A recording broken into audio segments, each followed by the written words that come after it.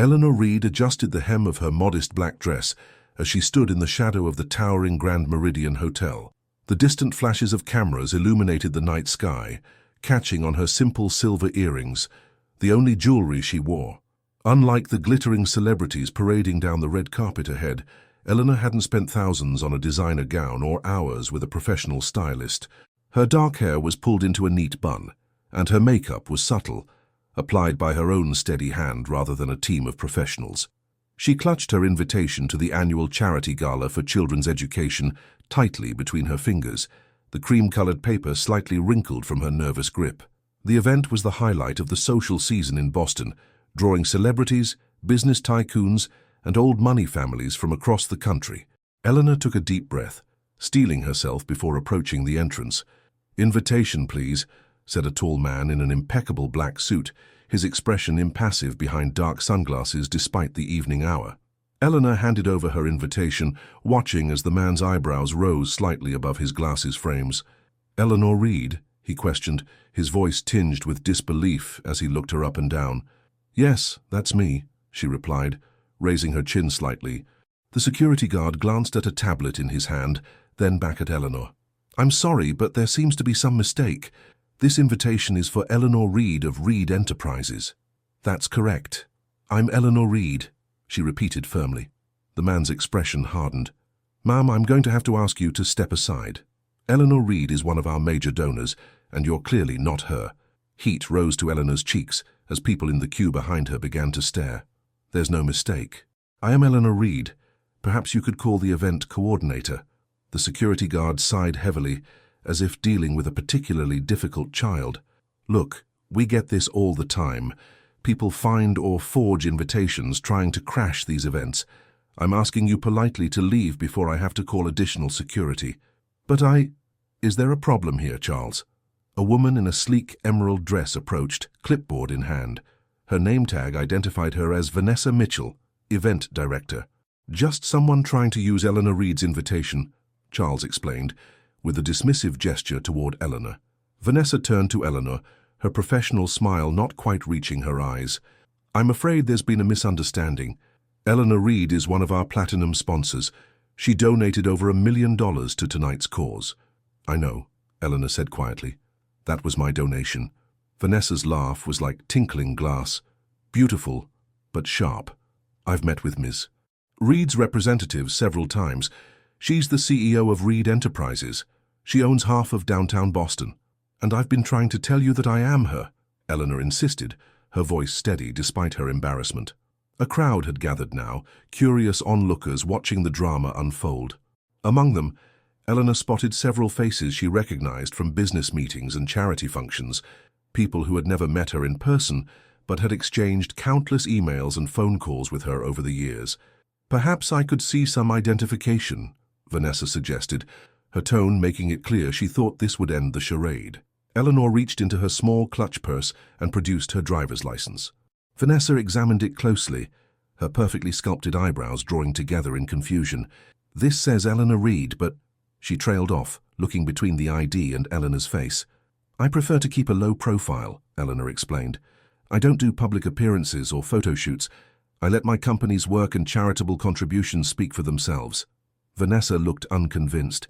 "Anyone can change their name legally. That doesn't make you the Eleanor Reed." Eleanor felt her patience wearing thin. She had never wanted to attend this gala in the first place, preferring to donate anonymously as she always had. But her new PR director, Marcus, had insisted that making an appearance would be good for the company's image and could potentially increase donations for the children's education programs she was passionate about. "Call Marcus Thompson, my PR director. His number is on the RSVP." Vanessa's mouth formed a tight line. "I think we've entertained this long enough. Charles, please escort this woman off the premises." Charles stepped forward, his large frame imposing. "Ma'am, I'm going to have to insist you leave now." Eleanor felt a flash of indignation. She had never used her wealth or position to intimidate or demand special treatment, but being treated like an imposter at an event she had helped fund was beyond humiliating. "Fine," she said coldly. "I'll leave. But you should know that my donation came with certain conditions, including the funding for the new computer lab at Westside Elementary School." I'll be reconsidering that arrangement. She turned on her heel and walked away, ignoring the whispers that followed her. As she reached the street, she pulled out her phone and dialed a familiar number. James, it's Eleanor. There's been a bit of a situation. Could you bring the car around, please? 5 minutes later, a gleaming black Rolls-Royce Phantom pulled up to the curb. James, her driver of 15 years, stepped out and opened the door for her. Is everything all right, Ms. Reed? He asked, noting her flushed cheeks and tense posture. Just a misunderstanding, she replied, sliding into the plush leather interior. I think I've had enough excitement for one evening. Let's go home. James hesitated. Ms. Reed, Mr. Thompson called while I was waiting. He's inside already and wondering where you are. Eleanor sighed. Marcus had been so insistent that she make this rare public appearance. Could you call him and explain what happened? I'm sure he can smooth things over, but I'd rather not go back in there tonight. Before James could respond, there was a sharp rap on the car window. Eleanor turned to see Vanessa Mitchell standing there, her face pale in the streetlight. Eleanor reluctantly lowered the window. Ms. Reed, I'm so terribly sorry for the misunderstanding, Vanessa stammered. Mr. Thompson just showed me your photo. I had no idea. We've never had the CEO of a company arrive without an entourage or... She trailed off, clearly mortified. Behind her, Charles the security guard looked equally uncomfortable. Several Gala attendees had gathered on the steps of the hotel, watching the scene with undisguised curiosity. It's quite all right, Eleanor said, though the sting of the public dismissal still burned. These things happen. Vanessa glanced nervously at the Rolls-Royce, which was currently blocking access to the red carpet drop-off area, causing a traffic jam of arriving limousines. Would you reconsider coming in? You're our guest of honor for the evening. We can't start without you. Eleanor looked past Vanessa to the glittering entrance of the Grand Meridian. She had always avoided the spotlight, preferring to work behind the scenes. But tonight perhaps it was time for Eleanor Reed to step out of the shadows. James, she said quietly, it seems we'll be staying after all. The driver nodded, hiding a small smile. Very good, Ms. Reed. As Eleanor prepared to exit the car and face the curious crowd, she had no idea that this evening would change her life in ways she never could have imagined, or that the most surprising twist of fate was yet to come. Eleanor stepped out of the Rolls-Royce, the whispers of the crowd falling to a hush. She smoothed her simple black dress and walked with quiet dignity toward the entrance. Vanessa Mitchell hovered anxiously at her side, chattering about the evening's program and repeatedly apologizing for the misunderstanding. Truly, Ms. Reed, had we known it was you, we expected someone more. Well, Vanessa gestured vaguely at Eleanor's modest appearance. Ostentatious, Eleanor supplied with a slight smile. At 42, she had never been one for flash or spectacle. Her father had built Reed Enterprises from the ground up, teaching Eleanor that true power came from substance, not show. When he passed away 5 years ago, leaving her as CEO, many had doubted the quiet, bookish woman could fill his shoes. They had been wrong. As they entered the grand ballroom, heads turned. Eleanor recognized tech moguls, film stars, and politicians among the crowd. A crystal chandelier cast prismatic light across the sea of designer gowns and custom tuxedos. Elaborate floral arrangements adorned each table, and a string quartet played softly in the corner. Ms. Reed, we've seated you at the head table, Vanessa said, leading her through the crowd. Mr. Donovan Blake is quite eager to meet you. Eleanor faltered slightly at the mention of Donovan Blake. The real estate developer had been trying to arrange a meeting with her for months.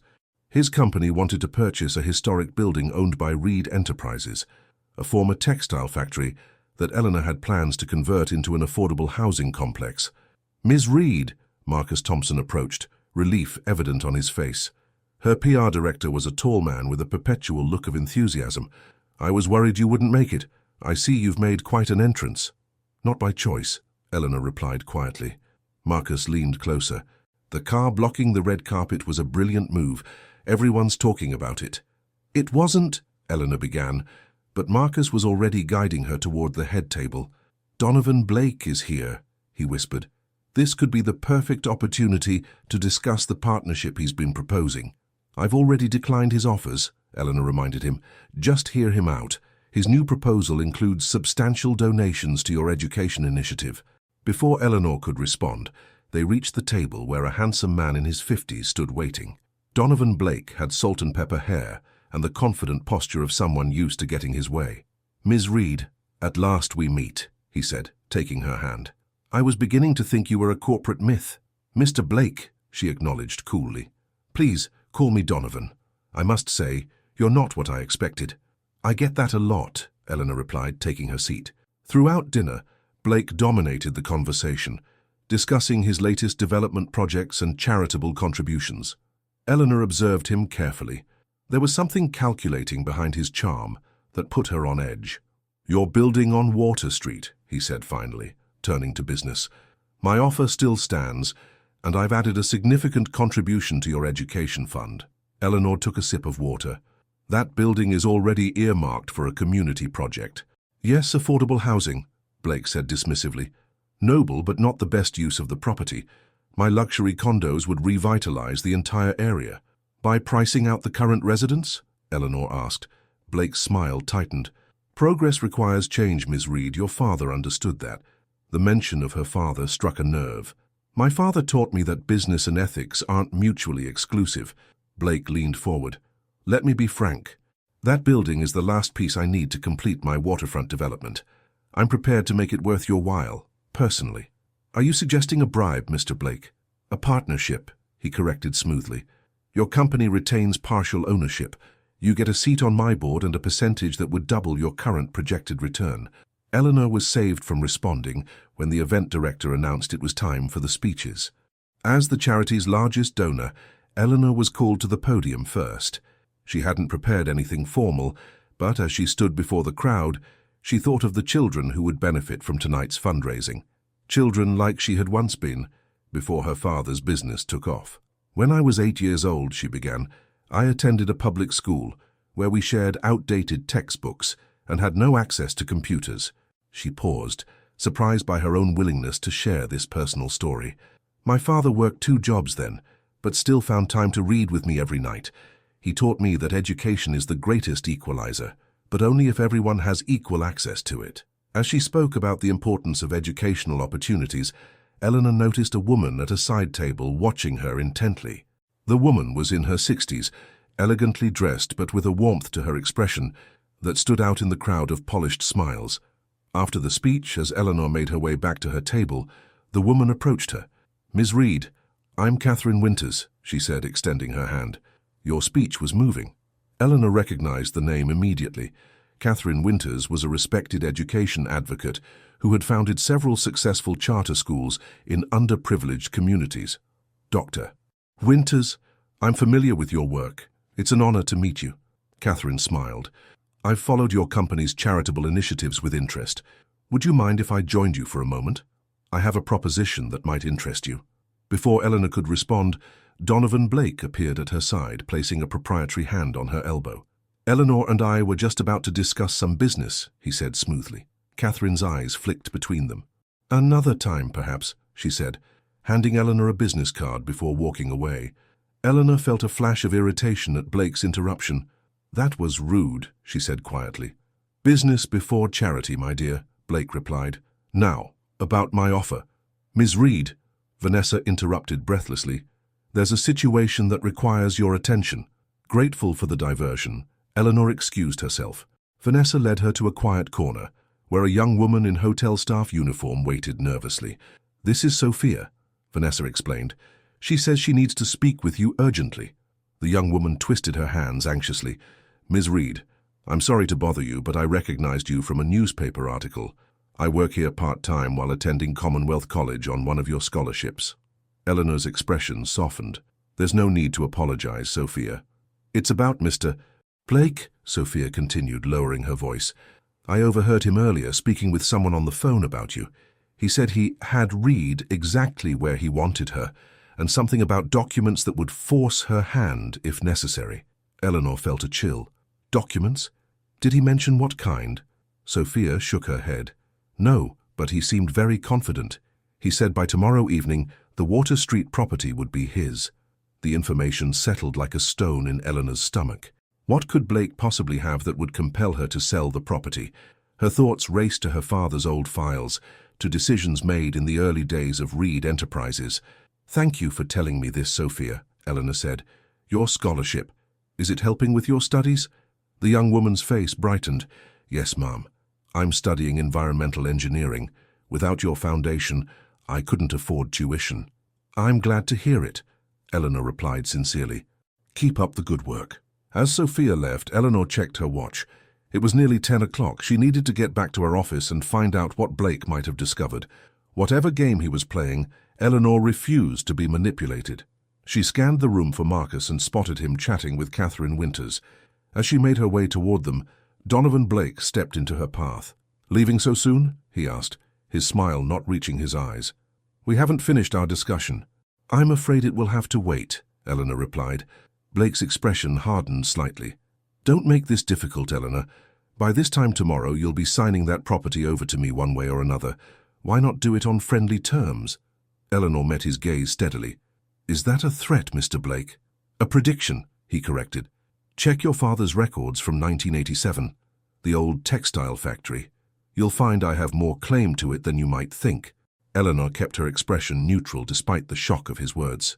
1987, the year her father had nearly lost everything. What connection did Blake have to that turbulent time? "Good night, Mr. Blake," she said firmly, stepping around him. As she signaled to Marcus that she was leaving, Eleanor felt the weight of Blake's stare on her back. Whatever secret he thought he had discovered, she needed to find it first. The Water Street project was too important to abandon, and Eleanor Reed was not a woman who surrendered easily to threats or to men who underestimated her. What she didn't realize was that the answers she sought wouldn't be found in her company's archives, but in a place much closer to her heart, and that the truth would challenge everything she thought she knew about her father's legacy. Eleanor's heels clicked against the marble floor of Reed Enterprises' downtown headquarters as she made her way to the executive floor. Despite the late hour, the security guard hadn't been surprised to see her. Eleanor was known for her unconventional work hours. The gala dress had been exchanged for dark slacks and a cream blouse, her hair now loose around her shoulders. "James, thank you for the ride," she said to her driver as they reached her office. "You should head home now." The older man hesitated. "Are you sure, Ms. Reed? I don't mind waiting." "It could be hours," Eleanor admitted. "I'll call a taxi when I'm done." After James reluctantly departed, Eleanor unlocked her father's old office, maintained exactly as he had left it, adjacent to her more modern workspace. The rich scent of leather and aged paper greeted her. Though she'd moved most operations to her own office, she had preserved his space out of respect and sentiment.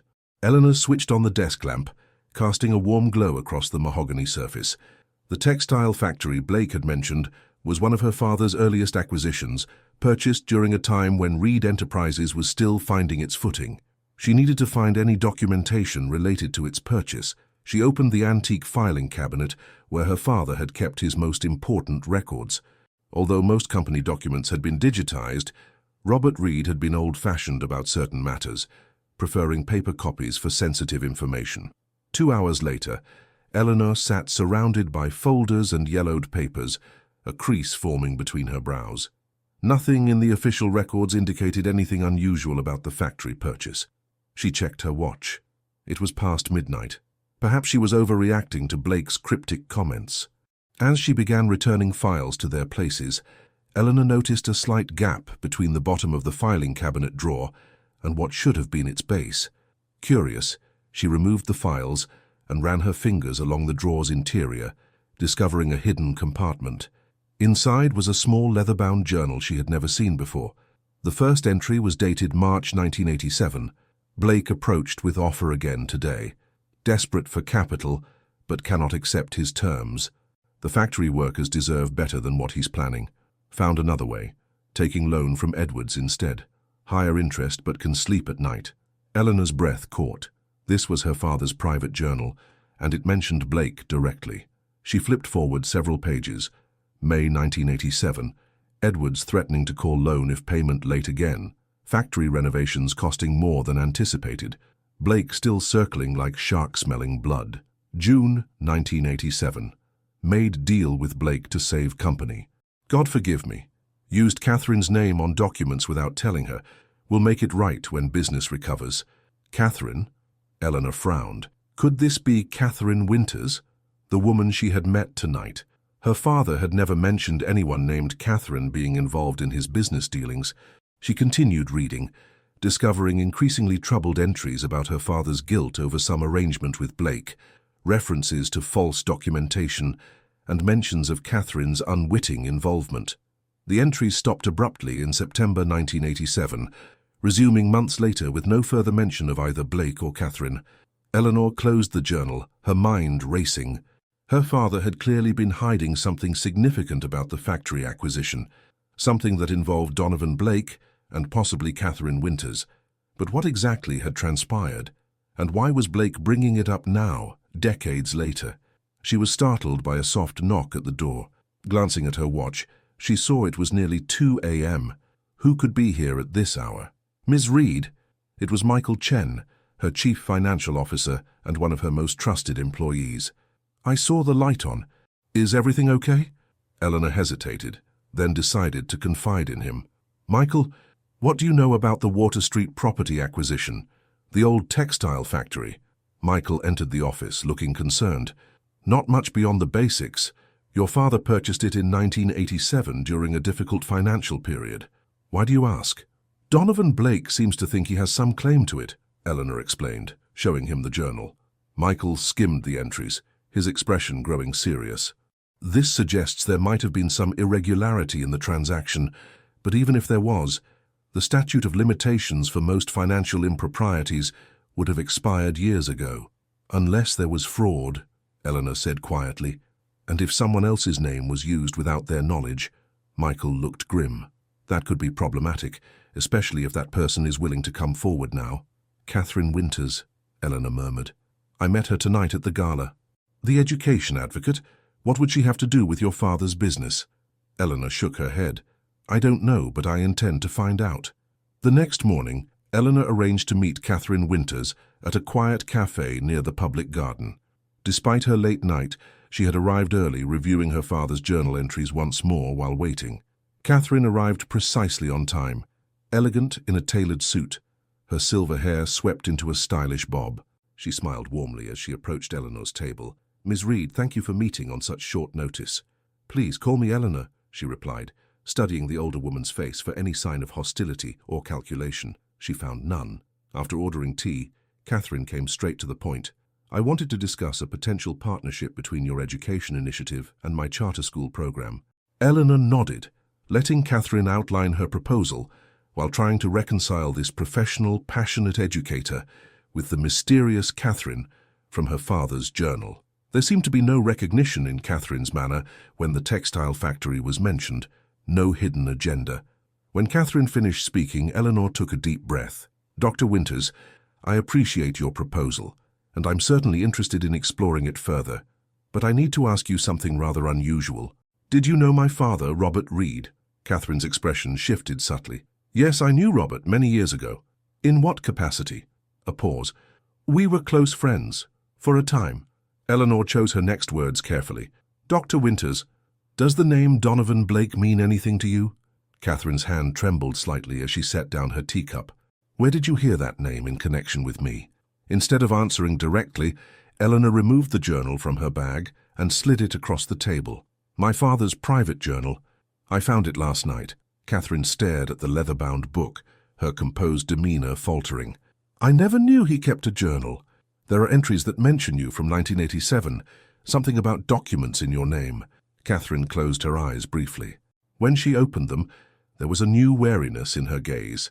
Eleanor, this is a complicated story, and not one I expected to revisit after all these years. Please, Eleanor urged. Donovan Blake is threatening to use something from the past to force me to sell him the factory property. I need to understand what happened. Catherine sighed deeply. Your father and I were more than friends, Eleanor. We were engaged to be married in the mid-80s, before he met your mother. Eleanor couldn't hide her shock. Her father had never mentioned a previous engagement. When Reed Enterprises faced financial trouble in 1987, Catherine continued, Robert was desperate to save the company and the jobs it provided. Donovan Blake offered a solution, but with conditions Robert found morally reprehensible.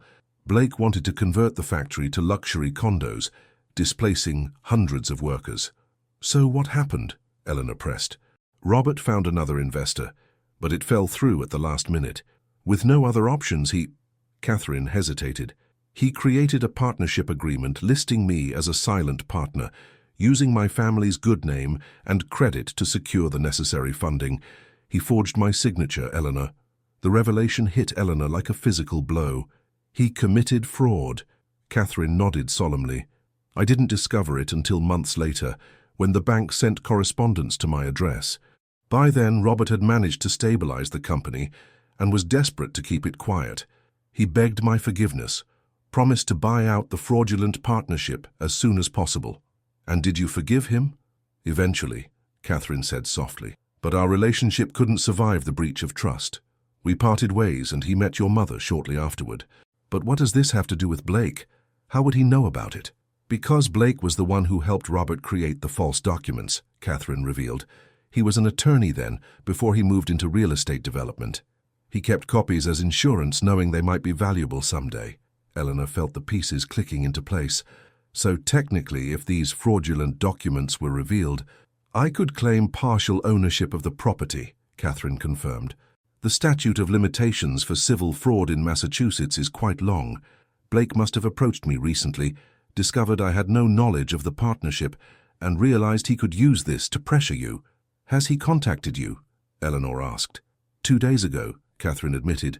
He offered me a substantial sum to confirm the partnership was legitimate and that I wanted to sell my interest to him. I refused, but he implied he had other ways to get what he wanted. Eleanor's mind raced. If Blake exposed the fraud, the scandal would not only tarnish her father's legacy, but could potentially threaten Reed Enterprises' reputation. The company might survive, but the education initiatives she had built could lose crucial support. What do you intend to do? Eleanor asked quietly. Before Catherine could answer, Eleanor's phone buzzed with a text from Marcus. Blake called press conference for 4 p.m. today. Says he has major announcement about Reed Enterprises. What's going on? Eleanor showed Catherine the message. It seems we don't have much time to decide. Catherine reached across the table and took Eleanor's hand. Your father made a terrible mistake, Eleanor, but he did it to save jobs and protect a community. Blake wants to destroy that same community for profit. I think Robert would want us to find another way. Eleanor squeezed the older woman's hand, surprised by the sudden sense of connection. Then let's find one. As they left the cafe together, neither woman noticed the sleek black car parked across the street, nor its occupant watching them through tinted windows. Donovan Blake smiled coldly as he made a phone call. They've made contact, he said into the phone. Time for phase 2. What neither Blake nor Eleanor realized was that there was a third person who knew the truth about those documents from 1987. Someone who had been waiting decades for the right moment to reveal it. And that revelation would change everything. Eleanor and Catherine worked frantically through the afternoon, preparing for Blake's press conference. They had retreated to Eleanor's office, where Michael Chen and Marcus Thompson joined them in developing a strategy. He's planning to publicly expose the fraudulent partnership, Eleanor explained to her team. If he succeeds, it could damage both Reed Enterprises and Dr. Winter's reputation in education advocacy. Marcus paced anxiously. The press will have a field day. Daughter of fraudster continues father's legacy. I can see the headlines now. Not helping, Marcus, Michael said firmly. He turned to Catherine.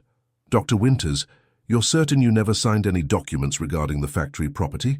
Positive, Catherine confirmed. I had no knowledge of any partnership until years later. Eleanor studied the building plans for the Water Street property spread across her desk. The textile factory renovation was scheduled to break ground next month, providing affordable housing for 60 families and including a community center with education resources. There has to be something we're missing, she murmured. Blake is too confident. Michael leaned forward. What if we simply approach this as a negotiation? Offer Blake something else he wants? Eleanor shook her head. I've tried. He specifically wants that property. It's the last piece in his waterfront development plan. Because of its location, Catherine mused. What if we could offer him a different property with similar advantages? Eleanor's phone buzzed with another text from an unknown number. When she opened it, she found herself staring at a photo of a document, the fraudulent partnership agreement bearing Catherine's forged signature. The text read, Final chance. Sign over property rights by 3:30, or this goes public at 4 hours. Eleanor showed the others. He's not bluffing. Wait, Michael said suddenly. Look at the date on that document. They all leaned in to examine the photo. The agreement was dated June 15th, 1987. What about it? Eleanor asked. I remember something. Michael hurried to his office, returning moments later with an old company yearbook. Here, the Reed Enterprises 25th anniversary celebration. It was held June 14th through 16, 1987. He pointed to a photograph of company employees gathered at a banquet. In the center stood Robert Reed, accepting an award. The caption read, CEO Robert Reed accepts Businessman of the Year Award, June 15th, 1987. He was at the company celebration when this document was supposedly signed, Michael said excitedly. Catherine studied the photo. And I was in Europe that summer, presenting at an education conference. I have photographs, newspaper coverage. I can prove I wasn't even in the country. Eleanor felt a surge of hope. So we can prove the document couldn't have been signed by either my father or Catherine on that date. It might not be enough, Marcus cautioned. Blake could claim the date was a clerical error. There's something else, Catherine said quietly. Robert told me Blake helped create the fraudulent documents. If that's true, Blake implicated himself in the fraud. He'd be exposing his own criminal conduct. That doesn't make sense, Eleanor frowned. Why would Blake risk incriminating himself? Unless, Michael began, his expression changing. Unless, that's not actually what happened. A knock at the door interrupted them. Eleanor's assistant entered, looking apologetic. Ms. Reed, there's someone here insisting on seeing you. He says it's urgent and concerns Mr. Blake's press conference. Who is it? Eleanor asked. An elderly gentleman named Walter Patterson. He says he worked for your father. Eleanor exchanged glances with the others. The name sounded vaguely familiar. Send him in, she decided. Moments later, a white-haired man in his 80s entered, leaning on a cane. Despite his age, his eyes were sharp and alert. Ms. Reed, he said, his voice stronger than his frail appearance suggested. I worked as your father's legal counsel from 1973 to 1995. I've been retired for years, but when I heard about Blake's press conference, I knew I had to come. Eleanor gestured for him to sit. Mr. Patterson, what can you tell us about the Water Street property acquisition in 1987? Everything, he replied simply. I'm the one who handled the paperwork, and Blake's story is a lie. The room fell silent as all eyes fixed on Patterson. Blake was indeed an attorney then, Patterson continued. He approached your father with an offer to save the company during financial troubles. The deal would have given Blake controlling interest in Reed Enterprises, but your father refused. That matches what we know, Eleanor said. What you don't know, Patterson continued, is what happened next. Your father secured legitimate financing through a bank, with Catherine listed as a character reference, not a partner. Blake was furious when the deal fell through. He threatened to ruin your father. So the partnership document is completely fabricated? Michael asked. The original document was legitimate, but it named Donovan Blake as the silent partner, not Catherine Winters, Patterson revealed. Blake invested in Reed Enterprises, then tried to force your father to convert the factory to luxury condos. When your father refused, Blake threatened to sue. So what happened? Eleanor pressed. Your father bought out Blake's interest at a premium, using every penny he had. Blake signed a non-disclosure agreement and relinquished all claims to Reed properties, Patterson explained. The documents Blake is threatening to reveal are forgeries, altered versions of the original agreements with Catherine's name substituted for his own. Eleanor felt a wave of relief, quickly followed by anger. You're saying Blake committed fraud, not my father? Precisely, Patterson confirmed. I've kept copies of the original documents all these years, including Blake's signed release of claims. I brought them with me. He patted a worn leather briefcase on his lap. Why would Blake risk this? Marcus wondered. Surely he knew someone might have the originals. After your father's death, Blake probably assumed the original documents were lost or destroyed, Patterson explained. He didn't know I kept copies, or that I'm still alive to tell the truth. Eleanor checked the time. It was 3:15. Blake's press conference was scheduled for 4 hours. Mr. Patterson, would you be willing to make a statement at a press conference of our own? She asked. That's why I'm here, the elderly lawyer replied with a determined smile. Eleanor turned to Marcus. How quickly can you arrange a press conference? If we use the Reed building lobby, we could have it ready by 3:45, he replied, already reaching for his phone. Do it, Eleanor instructed, then faced the others. Let's give Mr. Blake a surprise of our own. At 3:45, the lobby of Reed Enterprises headquarters was filled with journalists hastily summoned by Marcus. A podium had been set up, with the company logo prominently displayed. Eleanor stood at the center, flanked by Catherine, Michael, and Walter Patterson. Marcus had positioned himself near the back of the room, keeping an eye on the entrance. As Eleanor prepared to speak, the main doors swung open. Donovan Blake strode in, looking confident until he spotted the gathering. His steps faltered as he recognized Walter Patterson. "What is this?" he demanded. "Mr. Blake," Eleanor said coolly. "You're just in time for our announcement." Turning to the assembled press, Eleanor spoke clearly into the microphone. "Thank you all for coming on such short notice. I've called this conference to address rumors circulating about Reed Enterprises and our Water Street property." She nodded to Walter Patterson, who stepped forward. "This is Walter Patterson, who served as legal counsel to Reed Enterprises for over 20 years. He has documents that will clarify the situation." Patterson opened his briefcase and removed a folder. In 1987, Donovan Blake entered into a business arrangement with Robert Reed. When that arrangement ended, Mr. Blake signed documents relinquishing all claims to Reed properties, including the Water Street factory. He held up the original agreement bearing Blake's signature, along with the release of claims. Any documents suggesting otherwise are fraudulent. Cameras flashed as journalists captured images of the papers. Blake's face had drained of color. "Ms. Reed," called out a reporter, "is it true that Mr. Blake threatened to expose alleged improprieties if you didn't sell him the Water Street property?" "Mr. Blake did approach me with an offer for the property," Eleanor confirmed. "When I declined, he suggested he had documents that would change my mind. Those documents have proven to be forgeries." Catherine stepped forward. "My name was used in these forged documents without my knowledge or consent. I have evidence proving I wasn't even in the country when I supposedly signed them." Blake pushed through the crowd toward the podium. "This is absurd. Patterson is senile. Those documents could be forgeries themselves." "The documents have been authenticated," Eleanor responded calmly, "and Mr. Patterson's testimony is corroborated by bank records and corporate minutes from 1987. Blake's face contorted with rage. "You'll regret this, Reed. I still have connections." "Mr. Blake," Eleanor interrupted, "I believe your press conference was scheduled for 4 hours. You might want to consider cancelling it." As security escorted the fuming Blake from the building, Eleanor addressed the press once more.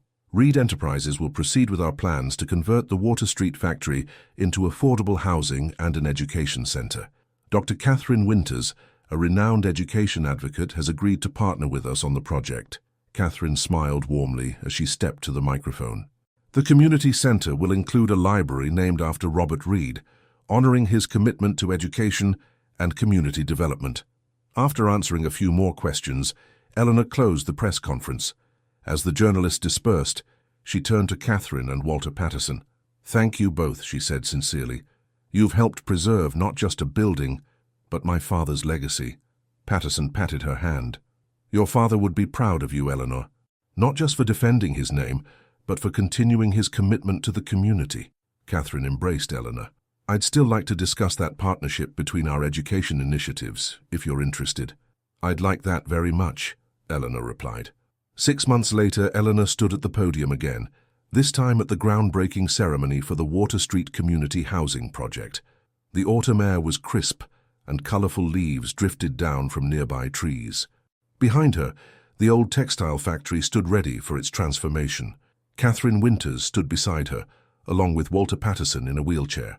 The elderly lawyer had become a regular visitor to Eleanor's office, sharing stories about her father that had helped her understand the man behind the business titan. "Today marks not just the beginning of a building project," Eleanor told the gathered crowd, "but the continuation of a legacy. These apartments will provide homes for 60 families. The Robert Reed Community Center will offer educational resources, job training, and childcare services." As she spoke, Eleanor spotted a familiar face at the back of the crowd. Sophia, the scholarship student who had warned her about Blake at the Gala. Eleanor had since appointed her to Reed Enterprises' environmental engineering internship program. "Sometimes," Eleanor continued, "the most valuable inheritances we receive aren't material possessions or buildings, but the values that guide our decisions and the courage to stand up for what's right." After the ceremony, as guests mingled at the reception, Eleanor slipped away for a moment of quiet reflection. She gazed up at the old factory building, imagining its future transformation. "Quite a view, isn't it?" came a voice behind her. She turned to find James, her driver, approaching with 2 cups of coffee. He handed one to her. "Indeed it is," she agreed, accepting the coffee gratefully. "Though I admit, I never expected to become so personally invested in a real estate project." James chuckled. "Your father used to say the same thing about this place. He told me once that buildings are just structures until you fill them with purpose." "You knew my father well," Eleanor observed. 20 years as his driver," James replied with a smile. "I saw sides of him few others did, including the fact that he wasn't the stern businessman everyone thought." "Exactly. Robert Reed could be tough in the boardroom, but he never forgot where he came from." Eleanor sipped her coffee, contemplating the man who had shaped her life in so many ways. "I wish I'd known about his relationship with Catherine sooner. There were so many questions I could have asked him." "He would have told you eventually," James said gently. "He was waiting for the right time." A soft autumn breeze rustled through the trees, carrying with it the promise of new beginnings. Eleanor thought about the journey that had brought her here, from being dismissed at the gala to discovering the truth about her father's past. She had entered that night as the invisible CEO, content to remain in the shadows. She would leave this project as a visible leader, carrying forward not just her father's business, but his values. "Ms. Reed," Catherine called from the reception area. "They're waiting for you to cut the ceremonial ribbon." Eleanor nodded, finishing her coffee. "Coming." As she rejoined the celebration, Eleanor caught sight of her Rolls-Royce parked discreetly at the edge of the property, the same car that had caused such a stir by blocking the red carpet months ago. She smiled at the memory, no longer bothered by the misunderstanding. Sometimes, Eleanor reflected, the most profound revelations come when we're forced out of our comfort zones. The simple woman who had been kicked out of a gala had discovered a strength and purpose she hadn't known she possessed. And as for her Rolls-Royce, well, sometimes appearances could be deceiving, but true character always revealed itself in time.